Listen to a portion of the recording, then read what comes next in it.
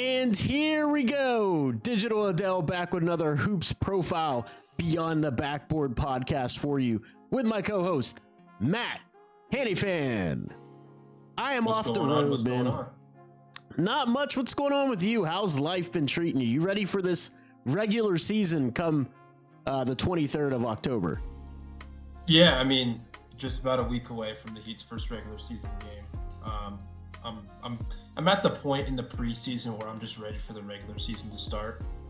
Like watching, first couple preseason games is all cool. Like you get basketball back in your life. You're seeing how certain guys play, but then you're just like, I don't want to overreact to any of this stuff, and it's not even halfway over yet. Just get me to the regular season to where I can actually have, a basis of what to analyze and whatnot. But no, man, I'm ready. I mean, college basketball season is going to be here soon too. So I'm very much looking forward to that when you and I dive into the 2025 class. But nah, man, I'm doing good today. How about yourself? Oh, I'm doing outstanding, man. Like I said, I had a great vacation, but I'm glad to be back home.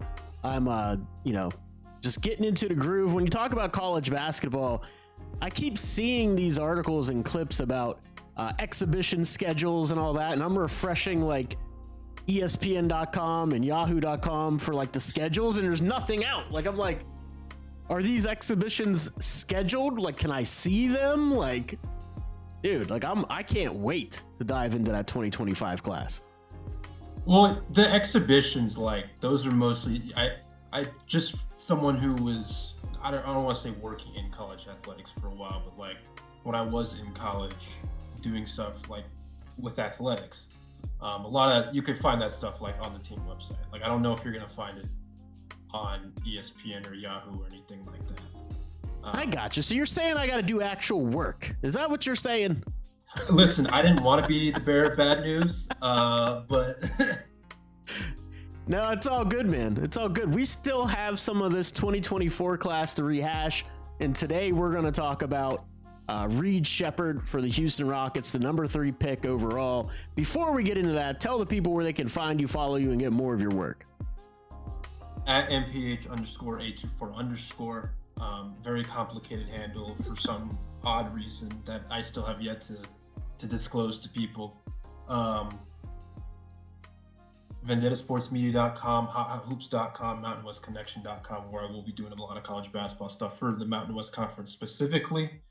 They don't have many 2025 draft prospects, but Nick Clifford is a guy that I'm sure Adele and I will talk about at some point. Donovan Dent, a guy from New Mexico who I certainly am very excited for to watch this upcoming season. I have high hopes for him potentially being drafted in the 2025 class. That's neither here nor there. But those are some of the places that you can find me in addition to 5 Reasons Sports, Watch Playback.tv #5RSN, or not #5RSN, /5RSN. Don't put a hashtag on the URL. It probably won't pop up as anything worthwhile. But yeah, man, let's jump right into it. Absolutely. And as for me, I'm your host, Digital Adele. You can find me on all the social media platforms under that moniker. Hoops Profile here for all the breakdowns. Just real quick on the breakdowns, I'm going to do the video breakdown still. So for the audience that is joining us for the podcast on YouTube under Hoops Profile, you'll be able to see me actually break down prospects, what they do well, what they need to improve on, how they get, they see the game and read the game, their footwork. I do all that stuff. And then we're still going to have this podcast, the Beyond the Backboard podcast, where we talk about the actual prospects and discuss that. But if you want to watch the actual videos, they'll be on the YouTube channel. The podcast you can find on YouTube, Apple Podcasts, Spotify, and all the rest. So like you said, let's just jump into Reed Sheppard, one of my favorite players in the entire 2024 NBA draft class. Outside of Stephon Castle, might be my favorite player in the entire draft. 6'2", 185-pound point guard. And I say that with all due respect to positionless basketball.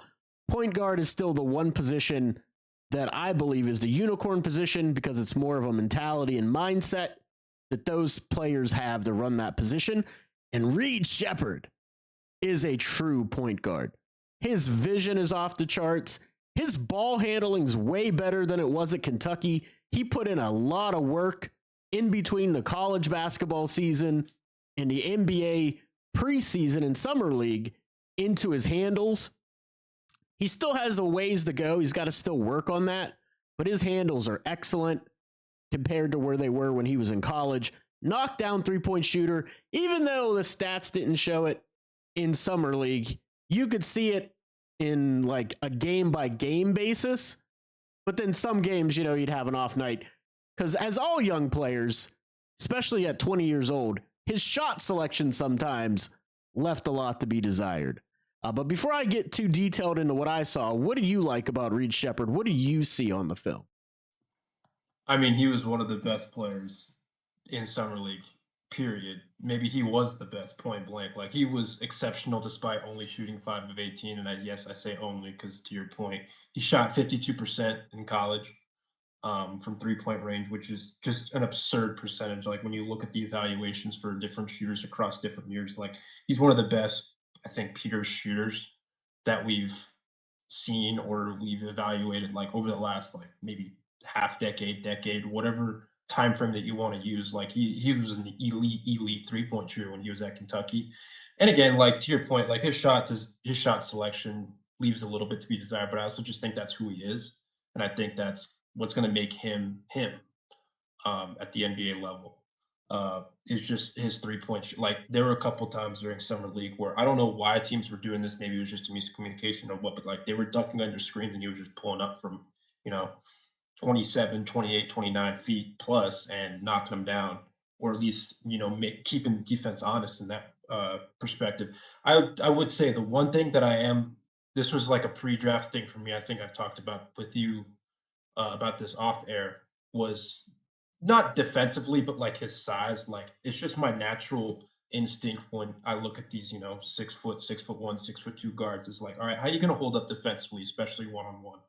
And obviously, he was a type of player where he's a bulldog. Like, he's tough as hell. He doesn't back down from anyone. Like, he's going to get steals. He's going to get blocks. Like, he has excellent dexterity, and like, he knows how to use his hands on that end of the floor despite being undersized.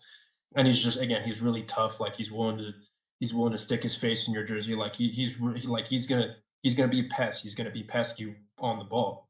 But just my natural reaction for something like this is like, all right, how are you gonna hold up defensively? Like, regardless of what I just said, like, teams are gonna pick on him. That's just the nature of basketball nowadays. Teams will hunt for switches and they'll hunt for mismatches, and they're going to see a guy again who's 6'1", 6'2". Even though he does have really good hands and he is really quick with that, like, teams are going to still hunt him. And so I'm just interested to see over time, like, how he picks that up, and like how he adjusts to that, and how he welcomes that challenge. Because I mean, he is a competitive guy when you just watch him play. Like, he's going to be, I think, over time, and maybe even right away, he's going to be willing to take on that challenge. And that happened a couple times in some, where not necessarily hunting him out, but like, they'd get him on a switch and they would just go right at him. And there were times where, I mean, some reps were better than others for sure.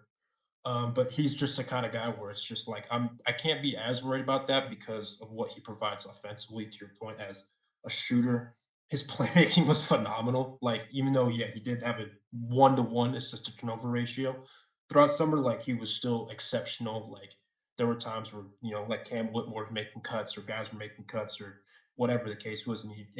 The thing with him and his passing abilities, he doesn't know, like, he knows exactly the timing of passing, and like which pass to throw. Like, he knows how to time a pass and get it to the player when he needs to get the ball to the player, and the right pass to make with good accuracy and good precision. Like, all that stuff matters a lot. Um, and so those were things that I was really impressed with him.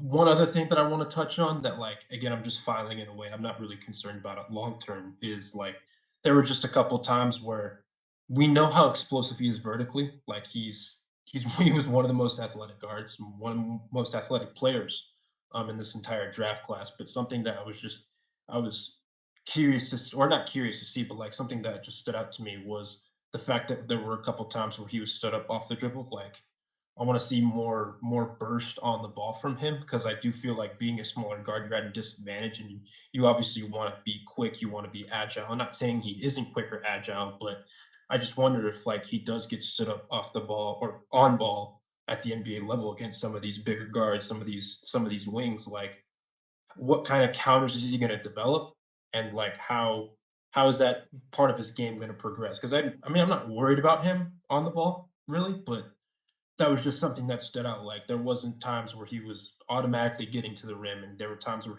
his driving lanes was being cut off, or he was maybe having a more difficult time, trying to get to the rim. It's just again, you're facing the best athletes or best basketball athletes in the entire world on this stage, and some of the quickest, some of the strongest. Like something that NBA teams are going to do is they're going to hunt your instincts. Whether I don't know, I'm not saying he has like any like favorite moves that he likes to get to all the time, but like how are you going to develop counters for the counters just in case you aren't getting to the rim at a rate that you want to or something like that. But that's just really nitpicky. But overall, he was again one of the best players in this class during the summer, and probably one of the best players if we're being truthfully honest.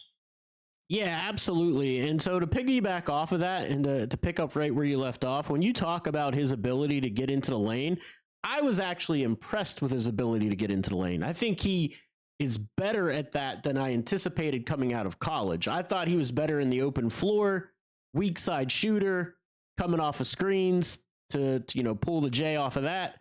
But his ability to shoot off the bounce and get into the lane, shoot those floaters, get all the way to the rim and finish over length and take contact. I mean, he was 50% in 4 games from the paint, from field goal percentage as a guard, a 6'2" guard. So I get what you mean, like against elite defense, like on ball. But I think in today's NBA, with a lot of the spacing, and especially with him not being the primary ball handler all the time for Houston, I think he'll be able to develop a lot of that, but he won't need it right away because he's going to have a lot of times where people are closing out hard to him as the ball is getting swung. And he's also very smart. So he's going to be able to time his cuts. If somebody's pressing up, he'll be able to fake, go back door. So I don't anticipate it being as big of an issue. Now, if he shot like in the low 40s or like 30s from the field, then it would have been a problem. Like the length is bothering him. The physicality is bothering him once he gets into the lane. But he shot a significant, high percentage for a guard for his first action right out of college. And if you look at like the advanced stats, I mean, his usage was like 26% in summer league. He was on ball the whole time. So that's going to definitely decline. When you have Jalen Green, you've got my man, Fred VanVleet, and then you have, all the other ball handlers like Whitmore's going to handle. He's not passing nobody. But we talked about that a little bit off air. And just the plethora of athletes that they have, there in Houston. Şengün actually handles the ball quite a bit and makes a lot of decisions out of the pivot. So I think it's going to be less of an issue on a team like this. And one of the big things that you hit on was his point of attack defense. He is a bulldog, but in summer league, he was having a hard time staying in front of people, but he makes up for it with his quick hands, deflections, even just body positioning to be able to get blocks. Because he averaged almost a block and a half a game in summer league and 2.75 steals per game. Like, that's outstanding. Outstanding work by a rookie. And almost 5 rebounds. Like, you're filling up every piece of the stat sheet. And let's not forget, in college, he was like a 90% free throw shooter. So once he does get fouled, I mean, he's going to be able to knock him down. So I'm not worried about those things, so to speak. And I don't think you were overly concerned about it. Like you said, just something to keep an eye on, see where he progresses. One of his things that I noticed that he loves to go right and shoot coming off that right-hand dribble drive. When he goes left, he likes to get all the way to the rim or get into that little float game.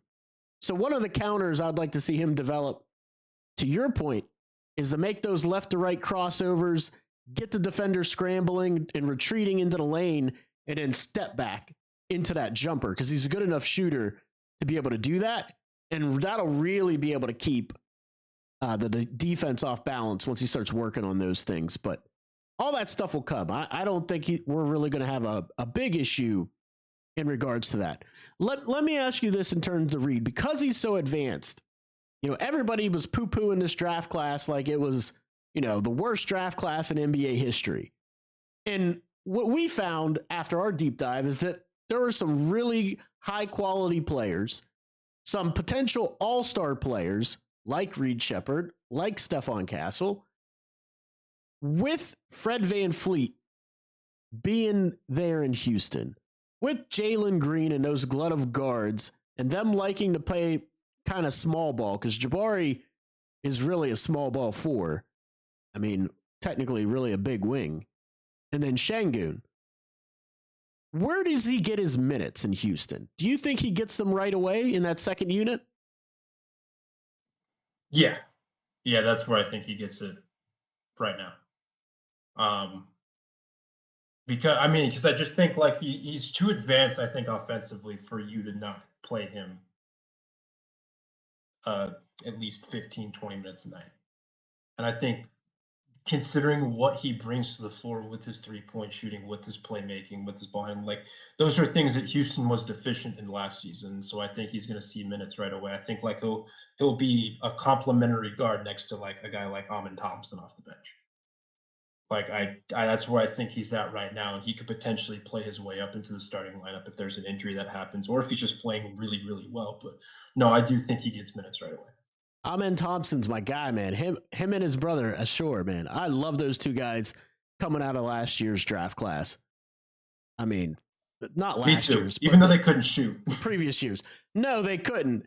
But I do like, and not to get back on the 2023 class, I really liked Ashore's leadership, and I liked Amen's athleticism better, like his athletic, even though they're very similar. Like their stats are nearly identical. They're identical twins. Their stats are nearly identical.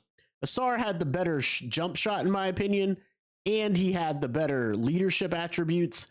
Amen's the better athlete. But getting back to Reed, I'm a little, I don't know about skeptical, but they have Dylan Brooks on that team. They've got Aaron Holiday on that team. And they have, like you said, Amen, he's going to do some ball handling, and Cam Whitmore. That's a lot of guards, man. It's a lot of guards. Are you sure you would play Aaron Holiday over him in this day and age? I definitely would not. I'm not saying that. I'm just saying there's a lot of guards that have NBA experience already. So yeah. I think he could definitely get minutes. I personally would give minutes there. But at the same time, they have a lot of wings and ball handlers and like in-between players that are going to be coming off that bench. So I just wonder how many minutes he's going to get early. I personally would give him quite a bit. The way they played him in the summer league and the way they played him in preseason, it looks like he has a role already. I know you didn't watch a lot of preseason Rockets, but I watched a couple of games of theirs, and he was in that second unit every time. So I think he brings a lot to the table. I think that he's NBA ready. I forgot Steven Adams is over there now. Rockets might be pretty good this year. Oh, yeah. They might be pretty good because that bench is deep. Adams, Sengun, Jalen Green, VanVleet. Watch out for the Rockets. But anyway, yeah, that's what I think about Reed Sheppard. I think he's going to have a role right away.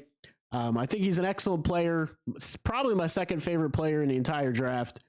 I forget where I had him on my big board. I can't really recall. But I know he was in the top 3. I know it was Castle. I was going to say you had Castle 1. Absolutely. That kid's outstanding. That's for another episode. It's coming up soon. Don't forget to tune into that. Like and subscribe. You can find us. No, go on. No, I was just trolling. I was going to keep going. Go ahead. Something else that I wanted to add on what you said earlier, like you talked about his finishing and his touch. Like that was something when he did get to the lane, I was very impressed with. Like he has the lift vertically to shoot over some of these bigger guys just because of how athletic he is. But the thing with that is like he has really good touch and he has really good balance. when he's finishing around the rim, especially when he pulls up with that floater of his. Like that was something that I was really impressed with, and like obviously again, considering he's a small guard, I have just inherent questions about how that stuff will translate from college to the NBA because obviously how the discrepancy of talent, the discrepancy of athleticism, all that stuff, like it's a big gap. But Rob even in Dillingham. summer league, that was just something that I really stood out. That really stood out to me. Absolutely. And it's one of those things that if you don't have that as a small guard, it's going to be very difficult for you to succeed in the NBA. Right. I mean, again, we talked about it with Rob Dillingham. Like, he's historically small for a guard. And so far through summer league and preseason, I'm not completely sold on that because, again, he doesn't have that superb touch around the rim. And where's he going to get his shots from? That's the one thing, too, about Reed. Reed knows where to get his shots. The times where I saw him get in trouble is when he's on ball a ton and he starts trying to snake the dribble. He doesn't protect it in traffic as well as he needs to be. And he'll get back tapped, or these athletes in the NBA, their arms are long, man. You can't be playing around in the lane. You either got to go or you got to just kick it out and keep the ball moving. That's where he was getting a lot of his turnovers because he averaged like 4.5 turnovers per game in summer league. Again, you're playing with people you're probably not going to play with on the big club. You're playing with people you've never played with before. So turnovers are going to happen, especially with like a 26-27% usage rate as a rookie. But yeah, that touch is amazing, and it's definitely necessary and needed for him to play as much as we anticipate he's going to play. Right. And he's on a team that it works. He's a malleable player. Like, he can play off ball with Fred, with Jalen Green, with some of these guys who are going to be handling the ball a lot. Like, he can play off ball, but he can also play on ball. Like, that's the thing that makes him such a tantalizing prospect. In addition to his shooting, in addition to play, like all that stuff. But like, he was one of the more malleable players at the top of the class. And I think that's something that Houston, especially considering what they needed heading into the offseason, it just made it such a perfect fit. Absolutely. And one thing with that young team is they're going to want to run, and he's great at kicking the ball ahead. He is not selfish in the way that he has to pound the ball up the floor. He will move it and advance it with the pass. He's got excellent vision to do that. And like you said, he just fits in all the different types of lineups that they're going to have. So yeah, I really like him. I really like where he fits with that team. I just think that he's one of the best players in that draft. And I think the class as a whole is a lot better than the original assessment that people gave it. Too young. That's all right, man. You just made me feel old. It's cool.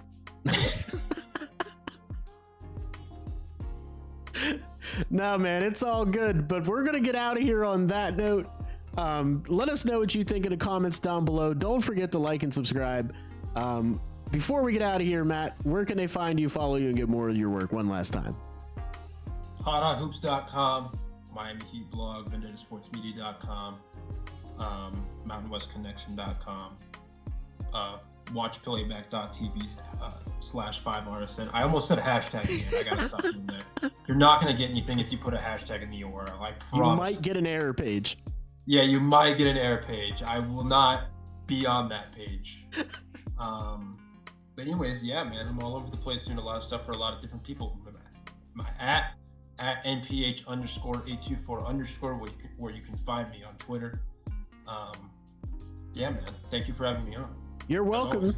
You're welcome. Thanks for being on. We appreciate you. Your wealth of knowledge for the young man that you are, for making me feel old. No, I'm just kidding. But yeah, you can find me at Digital Adele or any of your social media platforms at Digital Adele. You can find the video version of this podcast and the basketball breakdowns at Hoops Profile.